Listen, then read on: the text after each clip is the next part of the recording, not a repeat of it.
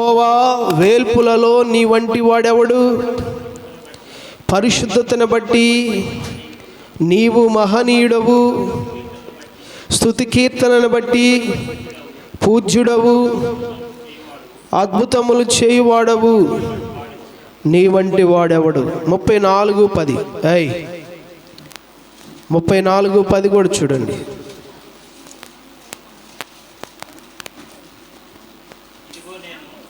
ఇదిగో నేను భూమి మీద ఎక్కడైనాను ఏ జనములలోనైనాను చేయబడని అద్భుతములు నీ ప్రజలందరి ఎదుట చేసేదను. దేవునికి స్తోత్రం. హల్లెలూయా. ప్రియులారా, ఈరోజు అద్భుతాన్ని గురించి మాట్లాడుతున్నాం. దేని గురించి అండి? అద్భుతం అని దేన్ని అంటారు?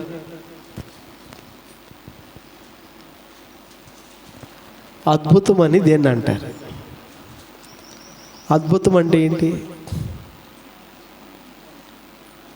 అద్భుతం అంటే ఏంటంటే, ఇంతవరకు మన కంటికి కనబడనిది, మన చెవులకు వినబడనిది, మనుషుల వల్ల కానిది ఏదైనా ఒకటి జరిగింది అనుకోండి, దాన్ని ఇట్స్ అమేజింగ్, ఇది అద్భుతం అంటారు. అవునా కదా? మానవుని యొక్క జ్ఞానేంద్రియాలకు అందకుండా, వారి శక్తికి అందకుండా ఏదైనా జరిగిందంటే దాన్ని మనుషులు ఏమంటారంటే అద్భుతం, ఆశ్చర్యం అంటారు కదండి. గమనించండి ప్రియులారా, మరి దేవుడు ఇక్కడ ఏమని చెప్తున్నాడంటే, నీ ప్రజల మధ్య ఏనాడు ఏ ప్రజలు కని విని ఎరుగని, ఏ మనుషులు చూడని అద్భుతాలు నేను మీకు చేస్తాను. హల్లెలూయా. ప్రియులారా, దేవుడు అద్భుతాలు చేసేవాడు, ఆశ్చర్య కార్యాలు చేసేవాడు. అర్థమవుతుందండి? ఎందుకు చేస్తానంటున్నాడు ఆయన అండి? ఒక్కొక్కసారి మానవ జీవితంలో వాటితో పని ఉంది. ఒక అద్భుతం జరిగితేనే ఆ పరిస్థితులు సరి అవుతాయి. ఒక అద్భుతం జరిగితేనే ఆ జీవితం బాగుపడింది.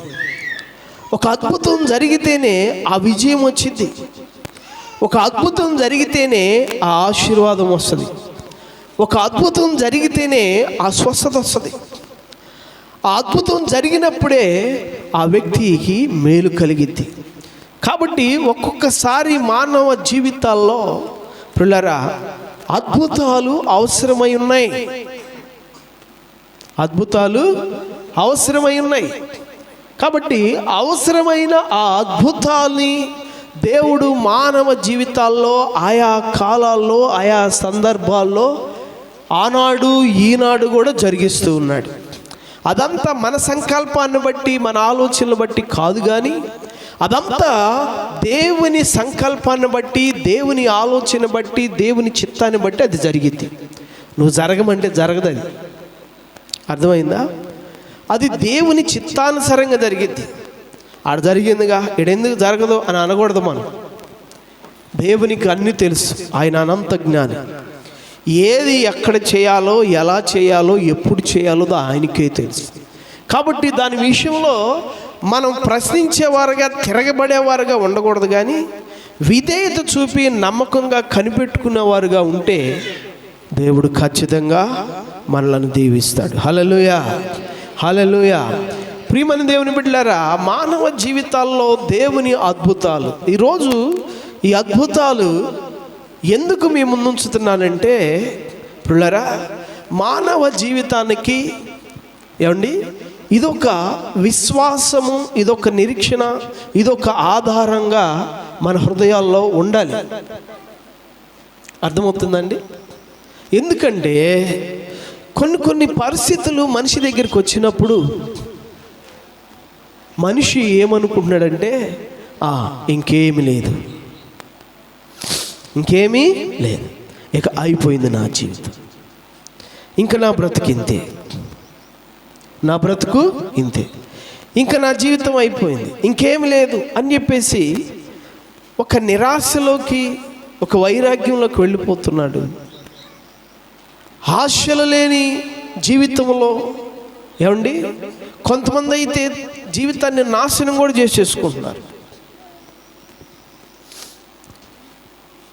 ఇక నా బ్రతుకులో ఇది ఇంతేలే అని చెప్పేసి పిల్లరా తప్పు చేసేవాళ్ళు కొంతమంది, కృంగిపోయేవాళ్ళు కొంతమంది, చెడిపోయేవాళ్ళు కొంతమంది, ఆత్మహత్యలు చేసుకునేవాళ్ళు కొంతమంది, భయంకరమైన నిరాశలో నలిగిపోయేవాళ్ళు కొంతమంది. ఇలాగ మానవ జీవితాన్ని పరిస్థితులతో సాతాను అనేక రీతిలుగా నలకొడుతూ ఉన్నాడు, నాశనం చేస్తూ ఉన్నాడు. అందుకనే ప్రతి మనిషికి కూడా ఇది ఒకటి తెలియాలి, ఇది ఒక విషయము తెలియాలి. ఏంటంటే నీ దేవుడు అద్భుతము చేయగలిగిన వాడు. హల్లెలూయా. నీ దేవుడు ఎవరండి? అద్భుతము చేయగలిగిన వాడు. నువ్వు నమ్మినవాడు, నువ్వు నమ్ముకున్నవాడు, నువ్వు విశ్వసించినవాడు, నిన్ను కలుగజేసినవాడు, నువ్వు ఆశ్రయించినవాడు. ఆయన ఎవరయ్యా అంటే అద్భుతాన్ని చేసే దేవుడు. నువ్వు ఆశలు కోల్పోవద్దు, నీ నిరీక్షణ విడిచిపెట్టద్దు, నీ విశ్వాసాన్ని వదులుకోవద్దు, నువ్వు కృంగిపోవద్దు, నువ్వు చెడిపోవద్దు, నువ్వు నశించిపోవద్దు. దేవుణ్ణి ఆశ్రయించు, దేవుని ప్రార్థించు, దేవుని కొరకు కనిపెట్టు. దేవుణ్ణి ఆశ్రయించి దేవునికి ప్రార్థన చేసి దేవుని కొరకు కనిపెట్టుకొని ఉంటే దేవుడు అద్భుతాన్ని నీ జీవితంలో చేస్తాడు. హల్లెలూయా. ఇందాక చెప్పాను కదా, అద్భుతం అంటే ఏంటి? నీ జ్ఞానేంద్రియాలకు అందనిది, నీ శక్తికి మించింది ఏదైనా నీ జీవితంలో జరిగితే అది అద్భుతం. హల్లెలూయా. గమనించండి ప్రియులారా, ఇక్కడ దేవుడు మాట ఇచ్చాడు, ఇశ్రాయేలుల మధ్య నేను మీ మధ్య అవి చేస్తాను. ఆ అద్భుత కార్యాలు ఆ శక్తివంతమైన దేవుడు చేసి ఇశ్రాయేలులకు చూపించాడు. హల్లెలూయా, హల్లెలూయా. గమనించండి, ఆది కాలము మొదలుకొని అపోస్తుల కాలం వరకును అలాగే నేటి వరకును కొందరి జీవితాల్లో ఈ అద్భుతాలు జరుగుతూనే ఉన్నాయి. ప్రియులారా, ఆయన అనేక అద్భుతాలు చేశాడు. ఐగుప్తులో ఎన్ని అద్భుతాలు చేశాడు? మీకు తెలిసినవి ఏమన్నా ఉంటే చెప్పండి. అరణ్యంలో ఎన్ని అద్భుతాలు చేశాడు? సముద్రం పాయలవటం అంటే అద్భుతమా కాదా? ఇంతవరకు ఎవరికైనా అందింది అది? కొన్ని వేల సంవత్సరాల క్రితం జరిగింది అది. ఇప్పటి వరకు ఏ సైంటిస్ట్ అన్న దాన్ని అందుకోగలిగాడా? ఏమండి, మానవుని యొక్క జ్ఞానేంద్రియాలకు అది అందిందా? మానవులకు శక్తికి అది అందిందా? అందలా.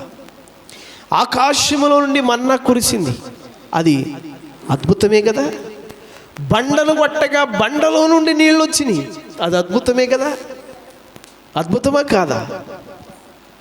ప్రియమైన దేవుని బిడ్డలారా, దేవుడు ఇలాంటి కొన్ని అద్భుతాలు చేసి ఆనాడు ఏమండి ఈ ఫరో నుండి ఇక మనము విడిపించబడలేము, ఈ ఫరో నుండి మనకి ఇక రక్షణ లేదు, మన పితరులు ఇక్కడే నలిగిపోయారు, 400 సంవత్సరాలుగా మనం ఈ బానిసత్వంలో ఉన్నాము, ఈ చెరలో ఉన్నాము, మన పిల్లల్ని మగపిల్లల్ని చంపేస్తున్నారు, ఆడపిల్లల్ని ఇచ్చేస్తున్నారు, మన చేత వెట్టి చాకరీ చేయించుకుంటున్నారు, మనము బ్రతికి ఉన్న స్వేచ్ఛ లేని వారము, ఆహారం లేని వారము, స్వాతంత్రత కానీ క్షేమం కానీ నెమ్మది కానీ లేని వారమని 400 సంవత్సరాలు నలిగిపోయారు వాళ్ళు ఆ ఫరో కింద, ఆ ఐగుప్తులో. ఒక రాజు తర్వాత ఒక రాజు మారుతున్నాడు, జనరేషన్ తర్వాత జనరేషన్ వస్తుంది, కానీ వీళ్ళకి మాత్రం విడుదల అనేది లేదు. ఇక వీళ్ళు ఏమైపోయారు? మీరు అప్పుడప్పుడు కొన్ని జంతువులు చూడండి, గానికి తిరగడానికి అలవాటు పడిన ఎద్దు తీసుకోండి, అది ఏవి లేకపోయినా తిరగమంటే అది తిరుగుతూనే ఉంటుంది. ఎందుకని? అది అలవాటు పడిపోయింది. ఇక దానికి అది అలవాటు పడిపోయింది. ఇశ్రాయేలు కూడా అలాగే ఆ బానిసత్వం కింద అలాగే అయిపోయారు.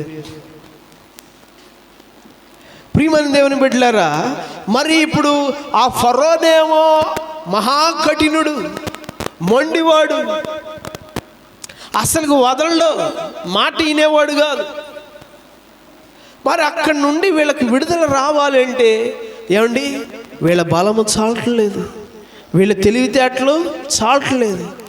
ఏదైనా ఒక అద్భుతం జరిగితేనే తప్ప మనకిక హల్లెలూయా హల్లెలూయా. అలాంటి సమయంలో ప్రియమైన దేవుని బిడ్డలారా, దేవుడు ఆశ్చర్యమైన అద్భుతమైన కార్యాలు అక్కడ చేశాడు. వడగండ్లు కురిపించాడా, దుమ్ములో నుండి పేళ్లు తీసుకొచ్చాడా, ఏమంటే ఇళ్లలోకి కప్పలే తీసుకొచ్చాడా, ఐగుప్తుల తొలిచూలనే చంపాడా, వాళ్ళు నీళ్లు రక్తంగా మారిన, ఇలాంటి అద్భుతాలు ఎన్నో చేసి చేసి ఏమండి శత్రువులను నలగొట్టి ఫరో యొక్క అహంకారం అణిచి అతిశయం పాడు చేసి వాడిని మట్టి పాలు చేసి ఏమండి ఇశ్రాయేలులకి ఏమి ఇచ్చాడంటే విడుదల ఇచ్చాడు.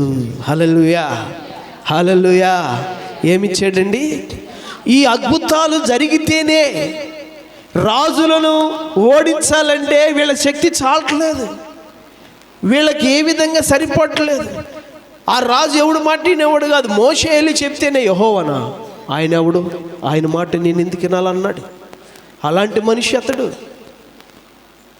ఏమండి గమనించండి ప్రియమైన దేవుని బిడ్డలారా, నువ్వు కూడా అనుకోవచ్చు, నా భర్త మహాముండుడండి, వీడి రెట్టపోవటమే అనుకుంటున్నావేం, నా బిడ్డలు ఇలాంటి వాళ్ళండి, ఇది ఇటుపోవటమే అనుకుంటున్నావేం. కానీ ప్రియులారా, అద్భుతం చేయగలిగిన వాడు ఆయన. హల్లెలూయా. నా జీవితం ఇంతేనా నువ్వు అనుకుంటావేమో. ప్రియులారా, నీ విడుదల కొరకు, నీ రక్షణ కొరకు ఆయన అద్భుతం చేయగలిగిన వాడు. నీ ఆకలి కొరకు ఆయన అద్భుతం చేయగలిగిన వాడు. నీ దప్పి కొరకు ఆయన అద్భుతం చేయగలిగిన వాడు. ఏమండి, శాంసన్ 1000 మందిని చంపేశాడు. దప్పికతో ఆయన చచ్చే పరిస్థితి వచ్చింది. దేవునికి ప్రార్థించాడు, కొండ మీద పడి ప్రార్థించాడు. కొండ మీద పడి ప్రార్థిస్తే కొండలో నుండే నీళ్ళు వచ్చేసి. అర్థమైందా? కొండ మీద పడి ప్రార్థిస్తే కొండలో నుండే నీళ్ళు. చూడండి ఎంత అద్భుతం కదా అది. దేవునికి ఇది అసాధ్యం అంటానికి లేదు. దేవునికి ఇది అసాధ్యం అంటానికి లేనే లేదు. ఆయా సమయాల్లో ఆయా పరిస్థితులను బట్టి ఆయన నామ మహిమ కొరకు, తన ప్రజల రక్షణ కొరకు ఆయన ఆ కార్యాలు జరిగిస్తూ వచ్చాడు. కొంతమంది అంటారు ఈ రోజున లేవు అద్భుతాలు అంటారు. ఎందుకు? అది చేసే భక్తి, అది చేసే విశ్వాసం, అది చేసే పరిస్థితి కనపడక. అర్థమవుతుందండి? అద్భుతం జరగాలి అంటే అది మనం అనుకుంటే జరిగేది కాదు, అది దేవుడు అనుకుంటే జరిగేది, అది ఆయన చిత్తమైతే జరిగేది, అది ఆయన మహిమ కొరకు జరిగిద్ది, అది ఆయన మనకిచ్చే రక్షణ బట్టి అది జరిగిద్ది. హల్లెలూయా. ప్రియమైన దేవుని బిడ్డలారా, విధవరాలు అప్పులు పాలైపోయింది. విధవరాలు అప్పులు పాలు అంటే భర్త ఉన్నప్పుడు అప్పులు చేసి చచ్చిపోయాడు. మనకు బాగా తెలిసింది ఎలీషా కాలంలో జరిగిన స్టోరీ. అప్పుడు దేవుడు ఏం చేశాడు? ఒక అద్భుతాన్ని చేశాడు. ఎలీషా దగ్గరికి వెళ్ళి ఈమె అడిగినప్పుడు ఎలీషా ద్వారా దేవుడు ఒక కార్యాన్ని జరిగించాడు. అమ్మా, నువ్వు వెళ్ళి నూనె పోసుకొని పాత్రలో అది అమ్ముకో, అప్పులు తీర్చుకో, మిగిలిన దాంతో నీ బిడ్డలను పోషించు. ఏమండి, వాళ్ళ ఇంట్లో కొంచెం నూనె ఉంది. అక్కడ ఒక అద్భుతం జరిగింది. ఆ నూనె బుడ్డి లేపి పోస్తూ ఉండంటే ఏమండి నూనె కావాల్సినంత వచ్చింది. ఆమె అప్పులు తీరే అంతకు వచ్చింది. ఆమె బిడ్డలతో ఆమె మరలా బ్రతికే అంత వచ్చింది. ఏమండి, ఇది అద్భుతమా కాదా? ఒక విధవరాలి కొరకు దేవుడు చేశాడు. హల్లెలూయా హల్లెలూయా. 12 సంవత్సరాల రోగంతో బాధపడుతుంది ఆమె. ఎంతోమంది వైద్యులు చేశారు, ఎన్నో డబ్బులు ఖర్చు అయినాయి. ఇక ఆమె రోగం పాటల డాక్టర్ల వల్ల కాల, ఏ డాక్టర్ల వల్ల కాల, ఎన్నో డబ్బులు ఖర్చు అయినాయి, ఎన్నో తిప్పలు పడింది, అది పోలా. అదేంటో మరి ఒక్కసారి వెళ్ళి ఆ వస్త్రపు చెంగు అట్ట ముట్టుకుందంట. ఏం ముట్టుకుందండి? వస్త్రపు ఎవడైనా ఊహించాడా?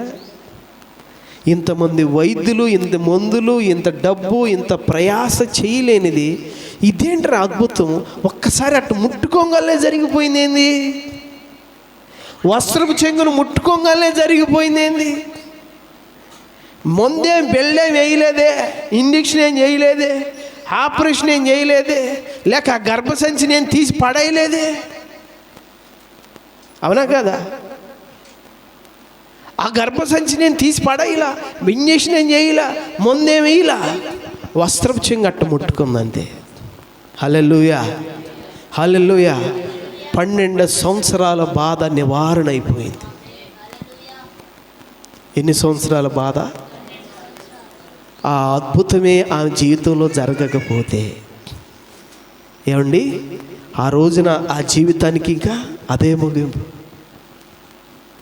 38 ఏళ్ల నుంచి ఒకడు పడి ఉన్నాడు బెత్తిస్తా కోనేటి దగ్గర. 38 సంవత్సరాల నుండి పడి ఉన్నాడు. పుట్టుకతో కుంటివాడు. ఏమండి, 38 సంవత్సరాలుగా అదే బాధ వాడికి.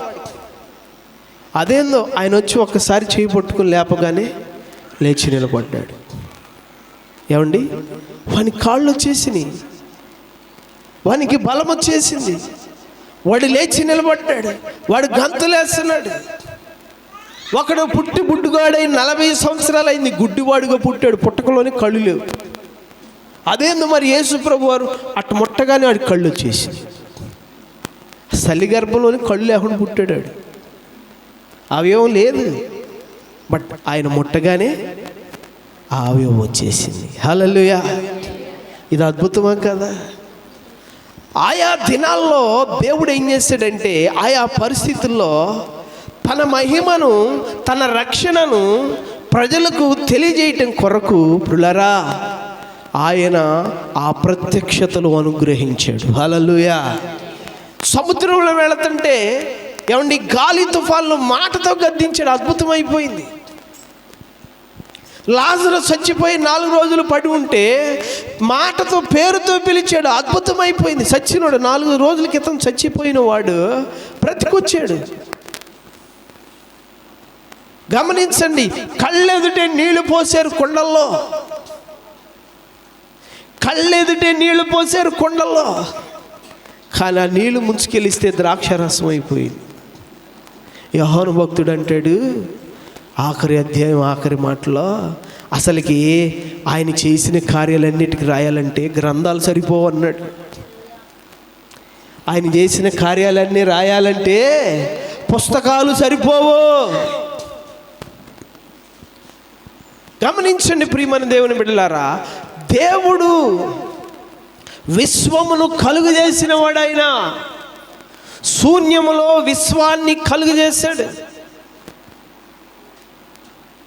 గమనించండి, ఆయన మాటలో ఆ పవర్ ఉంది. ఏమండి, ఆ శక్తి కలిగిన మాట బయలు వెళితే చాలు, ఆ శక్తి కలిగిన ప్రభావాన్ని ఏ వ్యక్తి అయినా తాకితే చాలు. ప్రియమైన దేవుని బిడ్డలారా, ఆ వ్యక్తి జీవితంలో అద్భుతాలు జరుగుతున్నాయి. హల్లెలూయా, హల్లెలూయా. నా ప్రియులారా, మా అమ్మ కూడా చెప్పిద్ది. ఏమండి, మా అమ్మకు కూడా చిన్నప్పుడు, నేను పుట్టిన 2-3 ఏళ్ళకి చనిపోయే జబ్బు, రోగం ఆమెకు ఉందంట. కొంతమంది పెద్దలకు తెలిసే ఉంటుంది ఇక్కడ. ఏమండి, చచ్చిపోయే పరిస్థితుల్లో యేసయ్య దగ్గరికి వెళ్తే ఆయన కళ్ళ వచ్చి బాగు చేశాడంట. హల్లెలూయా. ఎక్కడండి? కళలో వచ్చి మాట్లాడాడంట అమ్మతో. ఏం రా నువ్వు చెప్తున్నావు వేరే వాక్యం, లేక మీ బాబు ఏమైనా దిగిందా? హల్లెలూయా. కళ్ళలో వచ్చి మాట్లాడి బాగు చేశాడంట ఆయన. ప్రియమైన దేవుని బిడ్డలారా, అమ్మా నేను నిన్ను బాగు చేస్తున్నాను, నీ రోగం పోయింది, నువ్వు బ్రతుకుతావు మాట్లాడాడంట. ఆ రోజు నుంచి ఆ రోగం ఎడిపోయిందో తెలియదు ఆమెకి. హల్లెలూయా. ఆ అద్భుతం చూసినాక ఆమె యేసయ్య నమ్మింది. అంతకుముందు నమ్మలా, అంతకుముందు తిట్టేదంట. సజీవమైన సాక్ష్యం మనకు. ఆ రోజు ఏముందో అద్భుతం, ఈ రోజు లేదంటారు కొంతమంది. మన కళ్ళెదురే ఉందగా. హల్లెలూయా.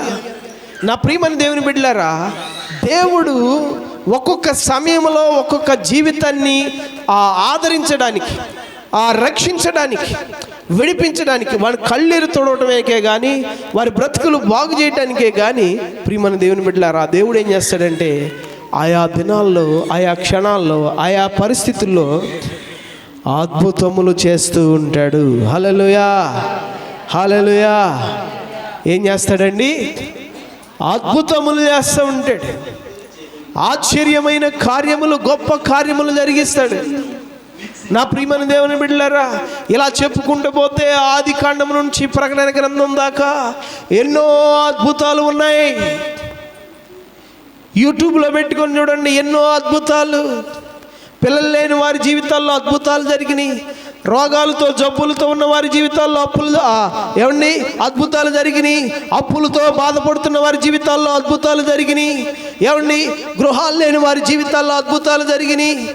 ప్రియమైన దేవుని బిడ్డలారా, విడిపోయిన కుటుంబాల్లో అద్భుతాలు జరిగినాయి. చెడిపోయిన బ్రతుకుల్లో అద్భుతాలు జరిగినాయి. అద్భుతాలు, ఆశ్చర్య కార్యాలు జరిగినాయి. నా ప్రియ దేవుని బిడ్డలారా, ఇవన్నీ ఎందుకు చెప్తున్నాను? ఈరోజు దేవుడు ఎందుకు చెప్తున్నాడు మనకి ఇవి? ఎందుకంటే నీవు నిరాశ చెందకుండా ఉండడానికి. నీవు నిరాశ, నా జీవితం అయిపోయింది అని నువ్వు నిరాశ పడకూడదు. నువ్వు దేవుని యందు నమ్మిక ఉంచడానికి, నువ్వు దేవుణ్ణి ఆశ్రయించడానికి. అర్థమవుతుందండి? నువ్వు దేవుణ్ణి ఆశ్రయించి, దేవుని యందు నమ్మిక ఉంచి, నీ జీవితానికి కావలసిన కృప నువ్వు పొందుకోవడానికి. హల్లెలూయా, హల్లెలూయా. నా ప్రియమైన దేవుని బిడ్డలారా, ఇక రాదు, ఇది కాదు, ఇది జరగదు అనుకున్నవి జరిగేది అద్భుతం. ఇంపాసిబుల్ అన్నది పాసిబుల్ అయితేనే అద్భుతము. అర్థమవుతుందండి? అంటే దాని అర్థం ఏంటంటే, అసాధ్యము అనుకున్నది సాధ్యమైనప్పుడే అద్భుతం. హల్లెలూయా, హల్లెలూయా. నా ప్రియ దేవుని బిడ్డలారా, నీ జీవితానికి కావలసిన కృప ఆయన దగ్గర ఉంది. హల్లెలూయా. ఒక రోజున మొన్న నేను పడుకొని ఆలోచన చేస్తున్నాను. పడుకొని ఆలోచన చేస్తున్నప్పుడు ఒక ఆలోచన నాకు వచ్చింది. ఎందుకని ప్రభువా, కొందరి జీవితాల్లో అన్నీ ఇచ్చావు, సంతోషంగా ఉంచావు, వాళ్ళు ప్రభువులుగా, రాజులుగా చేసావు. కానీ కొందరి జీవితాల్లో ఎందుకనయ్యా పుట్టినప్పటి నుంచే శ్రమలో బాధలు ఇచ్చావు, వారిని నలగొడుతూనే ఉన్నావు, ఎందుకయ్యా అని ఆలోచన వచ్చింది. హల్లెలూయా. ఈ ఆలోచన నా దగ్గరకు వచ్చి, ప్రియులారా, నేను ఆకాశం వైపు ఇట్లా పైకి పెట్టి ఆడ బయట పండుకొని ఆలోచన చేస్తున్నప్పుడు, ప్రియులారా, నాకు వచ్చిన ఆలోచన ఏంటంటే, నీళ్ళల్లో బ్రతకడానికి చేపకు సామర్థ్యం ఇచ్చింది ఎవరు? మనం బతుకుతామా? ఆకాశంలో ఎగరడానికి పక్షికి సామర్థ్యం ఇచ్చిన వాడు ఎవరు? దేవుడే కదా, అవునే కదా? భూమి గర్భాల్లో కొన్ని అవి ఉంటాయి కదా, పురుగులు, ప్రాణులు. అవి భూమి గర్భంలో ఉండడానికి వాటికి కృపనిచ్చింది ఎవరు? మనం వెళ్ళి ఉండగలుగుతామా? అంటే నాకు ఎన్ని చూడగా ఏమర్థమైందంటే, ఒక్కొక్క జీవి ఒక్కోలా బ్రతకడానికి కావలసిన కృప ఆయన అనుగ్రహించి ఉన్నాడు. హల్లెలూయా. ఒక పక్షి స్వేచ్ఛగా ఆకాశములో రెక్కలు చాపి ఎగరడానికి కావలసిన కృప ఆయన ఇస్తేనే అది ఎగురుతుంది. అలాగే ఆ ఆలోచన వచ్చినప్పుడు వెంటనే నాకు అర్థమైంది ఏంటంటే, నిజంగా ఆయా నేను అనవసరంగా బాధపడ్డాను,